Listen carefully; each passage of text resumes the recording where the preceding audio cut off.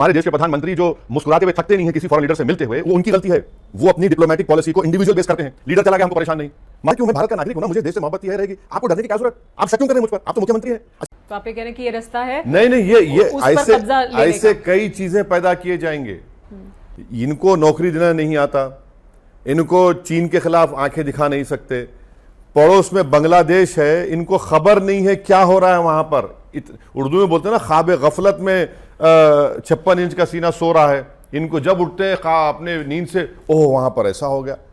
अरे भाई ये देखो, आप माइनॉरिटीज को क्यों तंग करना चाह रहे हैं? क्यों उनसे फंडामेंटल राइट है फ्रीडम ऑफ रिलीजन छीनना चाह रहे हैं उसको आप? बांग्लादेश में जो हालात बने हुए हैं और बांग्लादेश में जिस तरह की अराजकता इस वक्त देखी जा रही है, जिस तरह की सड़कों पर हम प्रदर्शन देख रहे हैं, क्या आपको लगता है कि बांग्लादेश एक हमारा और पड़ोसी देश अस्थिर हो जाएगा, वहां पर अस्थिरता आएगी, इस तरह के हालात होंगे जैसे अफगानिस्तान में, हम वहां पर भी देखेंगे इस तरह के हालात? ये पूरी जिम्मेदारी नरेंद्र मोदी की है। नरेंद्र मोदी डिप्लोमेसी को पर्सनल लेवल पर करते हैं, लीडर टू लीडर। डिप्लोमेसी होती है देश के दरमियान, दो देश के दरमियान। नरेंद्र मोदी लीडर करते हैं। आप देखिए मालदीव्स में, हमको नहीं मालूम चेंज हो गया, 56 इंच का सीन है, हमारी फौज वहां से वापस आ गई। बांग्लादेश में सो रहे हैं हम लोग, हमको नहीं मालूम क्या हो रहा है वहां पर। वेट एंड वॉच, क्या वेट एंड वॉच? अच्छा, हम अब वहां पर एक नई सरकार आएगी, अब यहां पर हम वहां के डिपोज लीडर को रख रहे हैं। अब कल वहां बांग्लादेश सरकार बोलेगी वापस भिजाइए, इन्होंने वहां पर क्राइम किया है। आप क्या करेंगे? आप क्या करेंगे सरकार, बताइए हमको। जब हम बांग्लादेश को हमने मदद की थी उस जमाने में, आज वो लोग नई गवर्नमेंट कहे कि आप भिजाइए वापस उनको, आप क्या करेंगे आप? अच्छा, क्या ये एक मेरे बात सुन, प्रधानमंत्री ये क्यों नहीं कह रहे कि हम बांग्लादेश जनता के साथ हैं? आप वो डिपोज लीडर के साथ है, जनता के साथ है, बताइए आप। शेख हसीना को नहीं देना चाहिए संरक्षण इस वक्त जो मेरा सवाल सरकार से है। अगर वो सेफ पैसेज भारत से मांग रही है, नहीं, एक हाइपोथेटिकल सिचुएशन देख लीजिए। अगर कल वहां की जो भी सरकार होगी बोलेगी हमको वापस भिजाइए, इन पे केस चलाना है, क्या करेंगे नरेंद्र मोदी? तो मैं यही कह रहा हूं ना, ये इनके जो पॉलिसी है इंडिविजुअल बेस्ड है, लीडर बेस्ड है। अरे भाई देश के दरमियान में होता है। आपको नहीं मालूम अफगानिस्तान में क्या हुआ? जितने हमने अफगानिस्तान में हजारों लोगों को ट्रेन किया, कितने लोगों को ट्रेन किया वहां पर, जब आज कहां है वो लोग? भारत आने से तड़प रहे हैं, भाग रहे हैं यहां से वहां। मालदीव में हो गया हमको पता नहीं, श्रीलंका में हो गया हमको पता नहीं, म्यांमार में हो गया हमको पता नहीं, क्या पता है भाई आपको? आप सिर्फ भूटान ले लेकर खुश होंगे क्या? ये आपकी फॉरेन पॉलिसी है। लेकिन बांग्लादेश में जो अभी हो रहा है वो बहुत टाइट रोप वॉक है भारत के लिए। क्या टाइट रोप वॉक? तो वो उसी हिसाब से क्या संभल कर बहुत मैं आपको बता रहा हूं, मैं जब इंग्लैंड में लॉ पढ़ता था, मेरे साथ कई बांग्लादेशी दोस्त वहां पर बैरिस्ट्री करे, मेरे साथ कई जूनियर भी थे। वो मुझे 8 महीने से कह रहे हैं ये जाएगी, ये नहीं रहेगी, इसका गुस्सा पैदा हो रहा है, ये गवर्नमेंट नहीं रहेगी। आपको पता ही नहीं है। और आप देखिए, आज ऑल पार्टी मीटिंग में जयशंकर बोलते हैं कि हाँ पाकिस्तान का इन्वॉल्वमेंट है, एक उनका डिप्लोमेट अपना डीपी चेंज किया। डीपी को देखेंगे आप लोग? अरे क्या मजाक है, बताइए आप। ये पॉलिसी कि मैं डीपी देखूंगा और इसके रुके हुए। अरे भैया आपको मालूम होना चाहिए था कि this is happening over there. अच्छा, और एक चीज, वो उसमें बोलते हैं कि चीन और यूएस ने मिलकर किया। ये कब से हुआ कि चीन और यूएस मिल गए? एक मजाक बना के रखा है हमारी फॉरेन पॉलिसी का। ये इस तरह चलेगी। लेकिन क्या आपको नहीं लगता एक्चुअली जो बांग्लादेश में हो रहा है, जिस तरह के हालात हैं वहां पर, बहुत खतरा है कि एक अस्थिरता। हमारे देश के प्रधानमंत्री जो मुस्कुराते हुए थकते नहीं है किसी फॉरेन लीडर से मिलते हुए, वो उनकी गलती है। वो अपनी डिप्लोमेटिक पॉलिसी को इंडिविजुअल बेस करते हैं। लीडर चला गया हमको परेशान नहीं। मालदीव में हमने जो पहले लीडर थे बड़ा उनका साथ दिया, वो गायब, हम परेशान हैं। तो लेकिन अफगानिस्तान में हमको पता नहीं चला, अमेरिकन छोड़ के भाग गए जिन लोगों को हमने। शेख हसीना तो भी हैं भारत में, तो उनको नहीं देना चाहिए हमें संरक्षण? मेरा एक ही सवाल इस सरकार से है, अगर कल वहां की नई सरकार नरेंद्र मोदी की से कहेगी कि उनको वापस करिए, आप क्या करेंगे?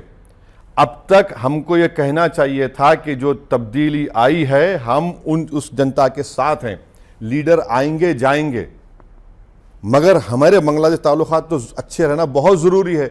अगर हम वहाँ पर अपनी मौजूदगी का एहसास नहीं दिलाएंगे तो जाहिर है चीन है, पाकिस्तान है, जो हमसे शुरू से हमारे खिलाफ रहे, वो उनको स्पेस मिल जाएगा।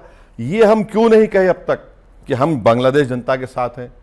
मैं अपने आप से भी सवाल कर रहा हूं, हुकूमत से भी कर रहा हूं कि अगर कल वहां की सरकार बोलेगी give us back the leader, what will you do?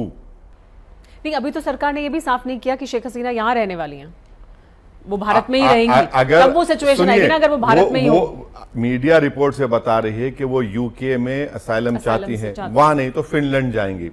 अगर 40 या 2-3 दिन के अंदर सरकार कहती है कि वो रिटर्न करिए, क्या करेंगे हम लोग? लेकिन जो वहां अभी हालात हैं और वहां जो लोग काबिज हो रहे हैं, जिस तरह के हालात हम देख रहे हैं, माइनॉरिटीज के खिलाफ जो कुछ हो रहा है, उसके लिए कहा जा रहा है कि ये नोहा खाली जैसे हालात हैं। ये वहां की सरकार को हमको बोलना चाहिए। अभी तो सरकार है नहीं, सही ना है अभी तो। अरे कुछ भी होगा भाई, प्रधानमंत्री को जब एक चेंज आ गया तो वो बोल सकते हैं ना, ठीक है हम जो चाह रहे थे, हमारी जो हम चाहते थे उसके बरखिलाफ कोई चीज हो गई, ठीक है, रियलिटी ये है। मगर हमको अगर उसको एक्सेप्ट नहीं करेंगे, और ये तो गलती आप हमारी भी है ना, आपने ही तो बुलाया था अपनी ओथ टेकिंग सेरेमनी में मोहतरमा को, वहां पर इलेक्शन हुए, कोई अपोजिशन इलेक्शन में नहीं है।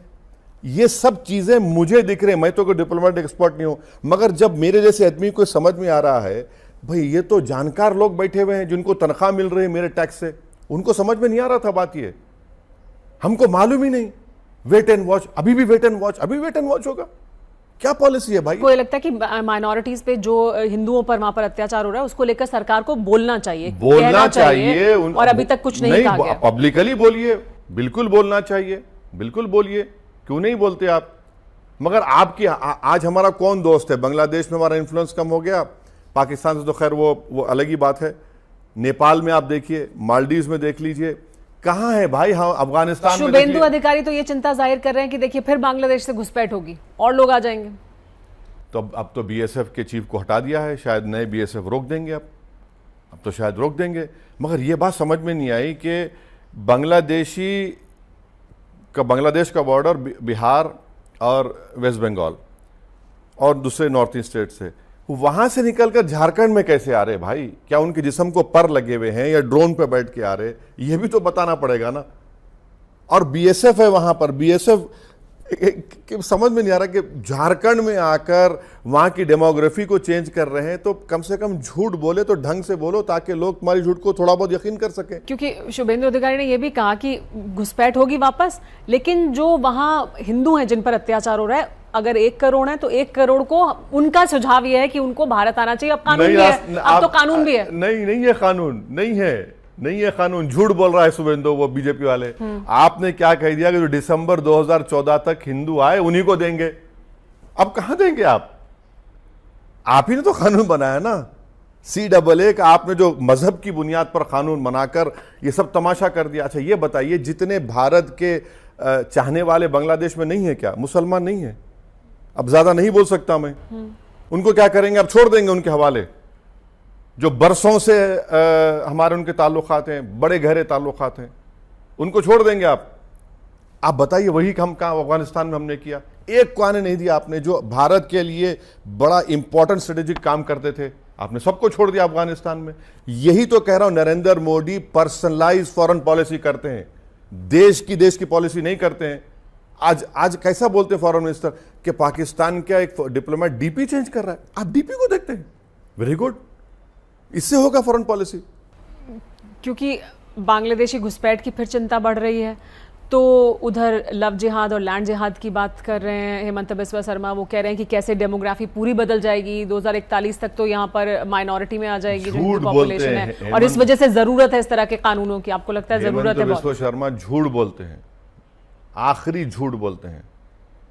माने ऐसा झूठ बोलते हैं कि लगता है कि गोबल जिंदा होता है, वो भी शर्मा जाता है उनकी झूठ से। भाई जब पॉपुलेशन आसाम का आप जो बोलते हैं, जब ना अरुणाचल बना था, ना सिक्किम बना था, ना जितने नॉर्थ ईस्ट स्टेट्स नहीं बने थे, आप परेशान हैं भाई। पॉपुलेशन है। अच्छा अगर मुसलमानों का पॉपुलेशन 37-38% होता है, डर क्यों रहे हैं आप? ये डर क्यों? मैं भारत का नागरिक हूं ना, मुझे इस देश से मोहब्बत थी है, रहेगी। आपको डरने की क्या जरूरत?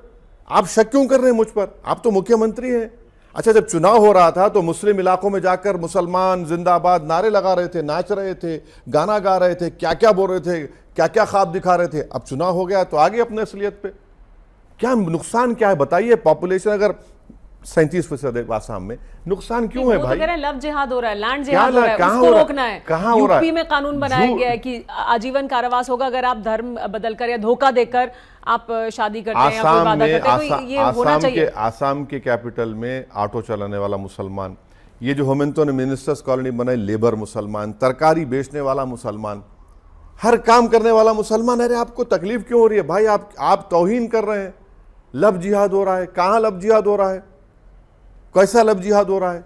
कितने लव जिहाद केसेस बताइए ना हमको। चलिए डेटा दीजिए। हम सरकार से पूछना चाह रहे हैं, आप डेटा दीजिए पूरे गवर्नमेंट, पूरे भारत में कितना लव जिहाद हुआ है बताइए। लव जिहाद के माने, अच्छा डिफाइन तो कर दिया लव जिहाद क्या है, वो भी नहीं डिफाइन कर पाते आप। आपने लीगली तो कानून बना दिया नए BNSS में, प्रूफ कैसा कर पाएंगे आप? कैसा? यानी सिर्फ टारगेट करो एक कम्युनिटी को, उनको बदनाम करो और हिंदू भाइयों में ये मैसेज दो कि देखो ये मुसलमान तुम्हारे लिए खतरा है। आपका जो बुनियादी काम है आप नहीं कर पा रहे हैं, ना रोजगार दे पा रहे हैं, बजट में आप पूरा बजट टाइम हो गया, कुछ नहीं है उसमें, तो अभी लग गए इस एजेंडे पे आगे अपने। तो दरअसल एक हवा खड़ा करना मकसद है, चाहे वो वक्फ बोर्ड में बदलाव या वक्फ का जो एक्ट है